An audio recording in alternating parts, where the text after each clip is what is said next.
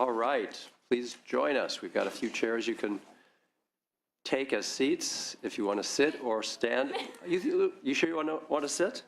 Yeah, you should wake up. Okay, don't do that. I'm relying on this. We're going on an hour nap, and that's where we want to be. So before we begin our public comment, first of all, we're very glad you're here, and we're all ears. There is another committee hearing here in 45 minutes, so we've actually paced ourselves pretty well, but I see at least 20 people wanting to speak. So if you can be respectful of those behind you, we'll make sure everyone has a chance. About 2 minutes. Is that okay? No more, a little less would be great, but go right ahead. I'll try. All right.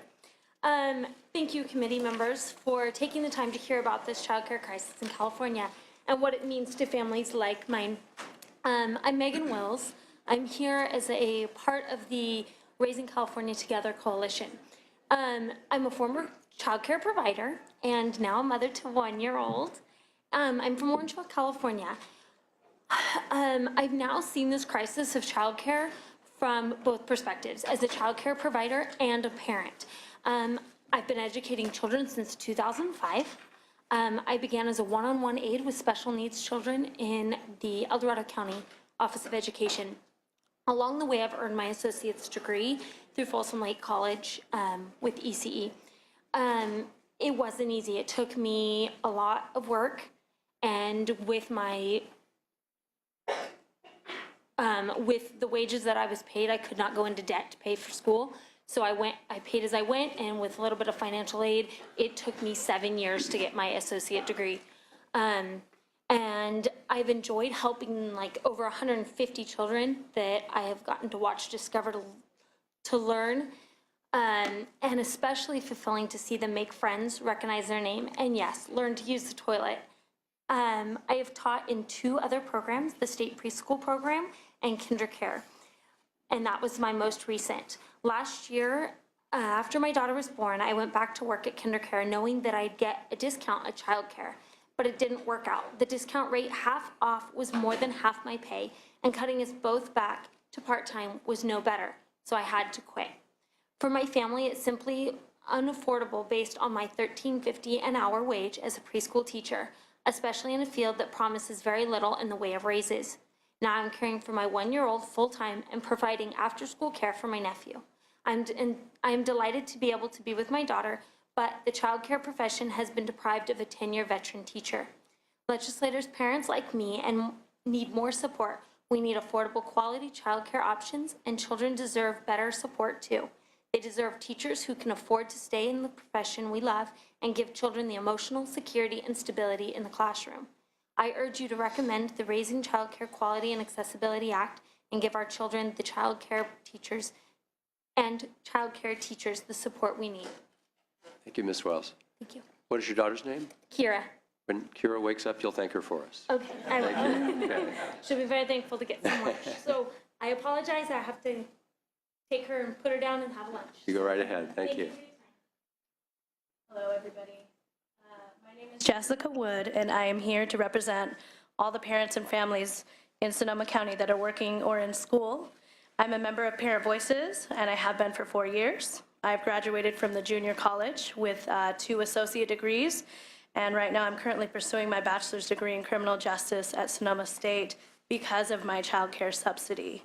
I work 2 jobs as well as being a full-time student. One of my jobs is working as a server/cocktail waitress at a hotel, and it's unpredictable and late hours. My older son is 13 and has aged out of the child care subsidy. I cannot afford to pay for child care, so he is alone after school, and I'm constantly worried about what he's doing, and it's hard for me to concentrate in school or at work. When I was a teen, home alone, while my single mother worked, is when I actually ended up in trouble in gangs, and I ended up as a teen mom as well. My younger son, Alex, is in kindergarten and in an after-school program at his school and thriving because of my child care subsidy, and I do not have to worry, and I know that he's safe. I'm doing everything in my power to raise my family out of poverty so I can be self-sufficient. That's my dream. I'm blessed to be able to receive the services that I have received, and I'm here today to ask that others be able to have that same opportunity that I have been given. I ask that you invest money in serving families who are on the wait list. the state has a surplus right now. We have the rainy day fund, and the state can slow down on how fast we pay our debt down. As a criminal justice major, I know that California pays up to $60,000 per year to house an inmate in a state prison. And so I'm wondering, why don't we pay $7,000 per year for our children to be in a safe place in childcare? It doesn't make sense. The time is now. We need to serve these families on the wait list. I've talked to many families on the wait list, and they cannot work or go to school as I can. My children and all of California's children do not deserve to be left behind. Please hear me now when I ask you to invest in our future leaders. And thank you for letting me be here. I appreciate it. Thank you, Ms. Wood. Continued success. We're going to have to be just a little shorter or everyone in the line won't get to speak. Welcome. Hi, good afternoon. My name is Tanya McMillan, and I'm a small businesswoman from the city of Bellflower. I'm a family child care provider offering quality care now in my 21st year. I'm also a member of SEIU Local 99, serving on the executive board for child care. Every day, I see the firsthand struggles of the low-wage working moms that I serve. Each day is an uphill battle for them, juggling decisions such as what bills are going to get paid this month and which ones will have to wait until next month. For these mothers and me, we grew up believing if we worked hard, we had a shot at the American dream. The dream fades a little every day. Gone are the dreams of good-paying jobs, access to equal education for our kids, and a roof over our heads. Women are told not to leave their children at home alone, even as they can't possibly afford quality child care on the low wages they earn at jobs with no long-term future. We women are lectured about pulling ourselves up by our bootstraps, yet our broken child care system has essentially nailed those same boots to the floor. It is time for California to do something different. It is time for California to stop making a difference between your children and my children, but to realize that all of California's children are collectively our children, our joint future. Our paths are interwoven, and if one set of children are allowed to fail because of their zip code or race or gender, then we all fail. It is time to make it clear we are all in this together. We are one human family who must prioritize taking care of our youngest and most vulnerable children. It is time for California to say yes. Yes, we mean it when we say we want our kids to go to good schools. Yes, we mean it when we say we want our kids to graduate from high school and have a shot at college. And yes, we mean it when we say we want a bright future with a decent paying job for our children. Studies have shown that the best way to do that is to give children the right start with high quality early education, which leads to narrowing the achievement gap, boosting lifelong expected earnings of our children, increasing earnings right now for parents. And California must say yes, Y-E-S, to family child care providers like myself who need a voice with the state to advocate for improvements to this broken child care system. Ms. McMillan, you Yes. have to finish. I'm sorry. I will finish. On behalf of all those mothers out there who need quality and affordable child care and my fellow sister providers who struggle to provide for our own families, I ask you to support SB 528, Raising Child Care Quality and Accessibility Act. This doesn't solve all the problems, but we know that this is a good start. Thank you, Ms. McMillan. Glad that you're here. So again, if you could keep your Yes. comments, not for our sake, but for everybody who's in line. Thank Yes, I'm you. also with the same coalition, SEIU 99. My name is Amelia Soto, and I have worked in early childhood for over 20 years. I have seen firsthand the difference quality education makes in a child's life. My own 3 children received good Head Start, and believe that is why all my children attended college. I have my oldest child seeking a master's in psychology at University of Dominguez Hills. Yay, Dominguez Hills. I would like to challenge all Sacramento decision makers to invest in early education. We waste so much taxpayer money due to California's lack of meaningful investment in our little ones. We pay more for remedial education and incarceration. A report came out a few weeks ago that early education reduces the need for special education by 1/3. That's a big number. Every time we decide to deny a child access to early care and education, we deny that child hope an opportunity. We deny ourselves, the state of California, a productive and contributing positive citizen. Eventually, we have too many who drop out of school and fail to land a good job, which means we collect less taxes and that could not ensure our next generation of infants to get the child care that they need. On the flip side of education, the crisis is low pay for our professional. We are very professional. We've been setting our goals higher and higher every year, our own personal goals, our goals in our agencies. And the little guy has always wanted to be the big guy. Ms. Soto, you'll have to conclude. Thank you so much. I just wanted to say, in conclusion, that if we support each other as a community, we are better off as a community. Thank you so very much. Thank you. Hi, my name is Camille Mahan Carr, and I am a SEIU Local 1000 member, and I'm here to support of SB 548. I know the meaning of childcare. I have 3 children. 2 were afforded early learning childcare because I was on the assistance when I came out of the military and I went to school full-time. Due to that, I have a child that graduated with honors and was awarded a full ride scholarship in the 10th grade. My second child will be graduating this year with honors due to the fact that they were given early learning childcare. Now I have a third child that's only 8 years old, and he is speech delayed. Because of the fact that I remarried, I did not have the ability to afford affordable childcare. My son is 2 years behind because of this.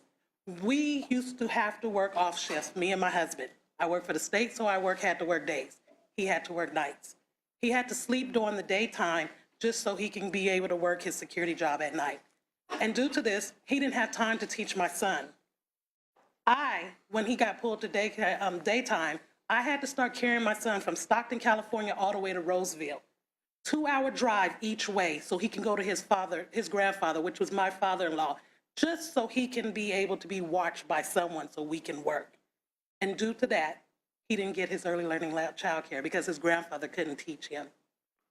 I taught my son the best I can, teaching him the trees, the animals, the cars, the alphabets, and the songs as we drive back home. 2-year-olds don't like to get in the car when they've been in the car for so long. And because of that, I'm here in support of SB 548 because I feel, due to the patchwork that me and my husband had to do for our child, I don't want other parents to have to go through that. And I feel that every child 0 to 5 years old should have the same opportunity and the same guaranteed seat as a 3rd grader has today. Thank you. Thank you very much. Hi, my name is Derek Hodges. I am a member of SEIU Local 1000 and a state worker. The reason I know child care work is I was a single parent dad due to a divorce at a young age. I was left to raise 2 children by myself.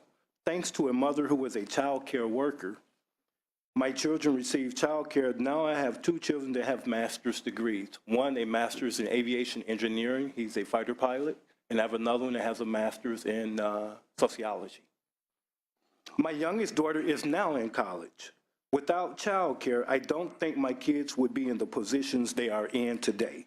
This lets me know that child care works. Because of early interaction with children helps them learn much quicker, and they are able to get started early with dealing with social skills and cognitive skills. It is important that all parents and children get knowledge of early childhood education. This is the means of closing the education and economic gap. More importantly, child care allowed me to work and provide for my kids. So many are not as lucky as me. That is why I am here asking you to support Senate Bill 548, the Raising Child Care Quality and Accessibility Act. Thank you. Thank you, Mr. Hodges. Congratulations on your children's successes. Thank you. My name is Lourdes Alarcon. I'm here to testify for my children, on behalf of my children. They benefited for childcare for several years. And actually, I just had a parent-teacher conference, and my daughter is the first one on her class because she was like in a safe environment in a childcare setting. So I'm also here to tell about my family. I have a very nice, loving, caring husband who happens to be in Mexico due to an immigration problem. So my family is divided. So I hope we also going to support as a family an immigration reform. I'm also here to advocate for the 12-month eligibility because I constantly, right now my children are like in after-school care, and sometimes I ask my dad to pick them up, so I'm I'm also get the exemption. And I'm actually attending San Francisco State University, and I'm almost about graduating, I'm sorry. I'm about to graduate next semester, and I wanted to become into the credential program and become a bilingual teacher. And so right now, I'm still benefiting from childcare. However, I have to present all this paperwork every semester. I have to present paperwork from my counselor, from my teachers, to back up my my childcare eligibility. So I please ask you to reduce that workload of like bureaucracy, and please just give 12-month eligibility for families in order to keep children in a childcare setting and give that peace of mind to parents. Thank you. Thank you, Ms. Alarcon. Hello, my name is Teresa Brakefield, and I'm from Stockton, California, an unfortunate city, and San Joaquin County. Today, I want to just tell you a couple of stories. My own personal story. I raised two children, 2 boys by myself, single parent. And after a few years of being a single parent, it was an absolute choice to stay that way. And I did use childcare, subsidized childcare, which helped greatly. I worked for Head Start as a teacher raising my children. And in spite of that, and in spite of a good education, I still was low income. So that was kind of weird, whatever. My next story is about a little boy who was in my class, who was absolutely bright, precocious, cute, adorable. He has 4 brothers. His mom was a single mom, but she had her issues. And when he was 18, he was convicted of murder and sent to prison for life for being in a car for during a drive-by shooting. He did not have the gun. I'm sorry, you're going to have to conclude. Yes, I'm telling you these stories because it gives you the scope of what can happen with childcare and what cannot happen with childcare. And they're extreme, but that's it. Appreciate it. Thank you very much for coming today. Okay, hello, hi. Hi. My name is Clarissa, Clarissa Douthard. I am with Parent Voices Oakland, also bringing human parent stories today. One of them is my own, which I talk about a lot, so I'm sorry if I've bored you with this before. But I lost my child care in 2010 because of the SMI during budget cuts, because of the state median income. It was lowered, and I was kicked off after spending 5 years pulling my life out of the gutter. So this was incredibly devastating. One of the things that has kept me going was knowing that once the recession was over, once we made some kind of recovery in California, that families would be taken care of again. And we just haven't seen that happening. Families are still being kicked off of their child care. They're falling off of a cliff into poverty and economic devastation that I experienced once I lost my subsidy because of the SMI. So I'm encouraging everyone to look at raising the SMI, the state median income, so that families can continue working. Similarly, I just want to thank everyone for continuing to say the words waiting list. It's a huge problem. It's actually a crisis. In Alameda County, since 2010, there's been about There's 6,870 children on the waiting list that we know of, but that's from 2010, right? A lot has happened since then. And it's just something that needs more attention and needs really careful thought and commitment to restoring programs back to at least 2007 levels. One of the stories that I want to bring just really quickly. So you just have a couple 30 seconds? Okay. Barely.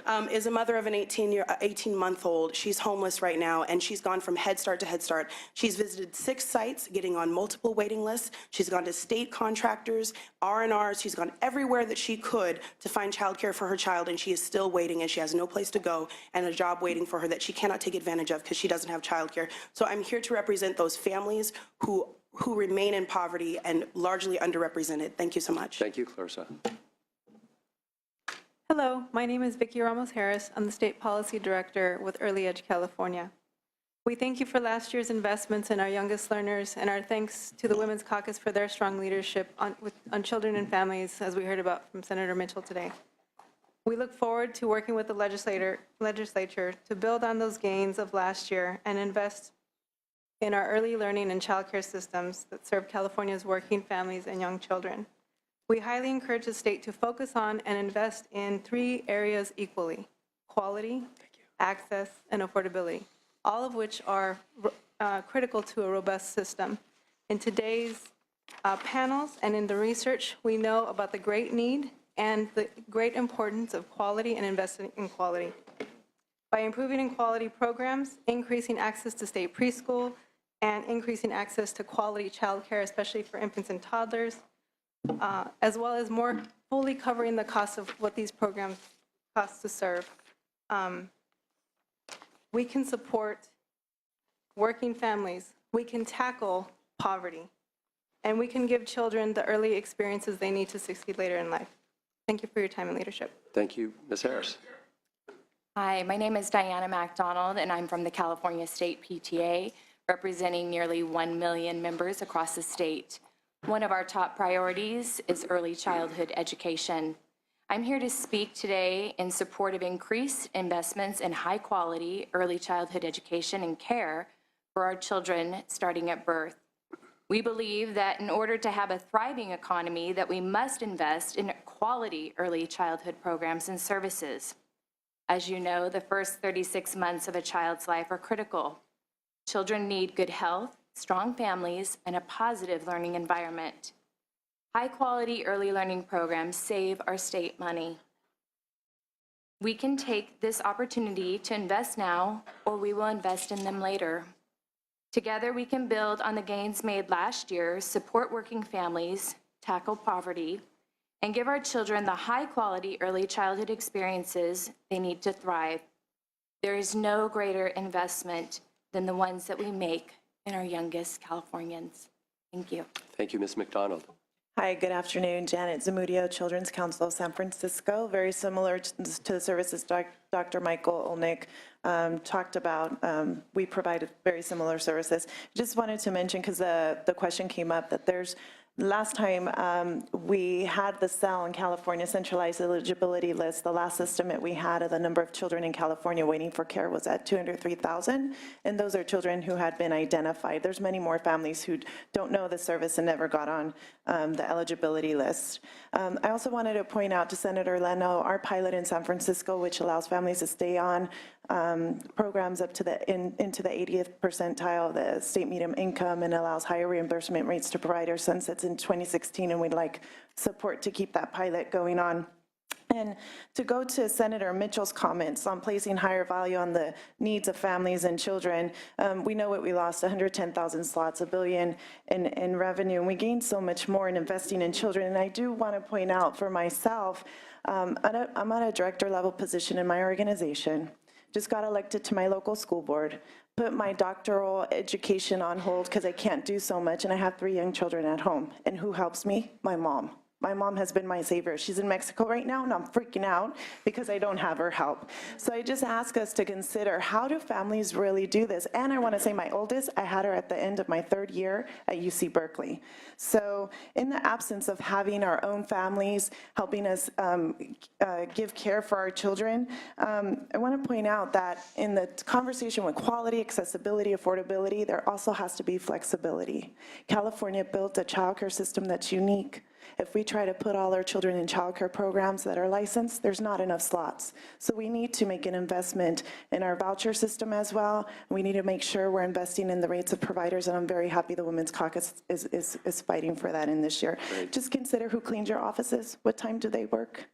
And, you know, many families have to hold 1, 2, maybe even 3 jobs with different flexible hours. Thank you.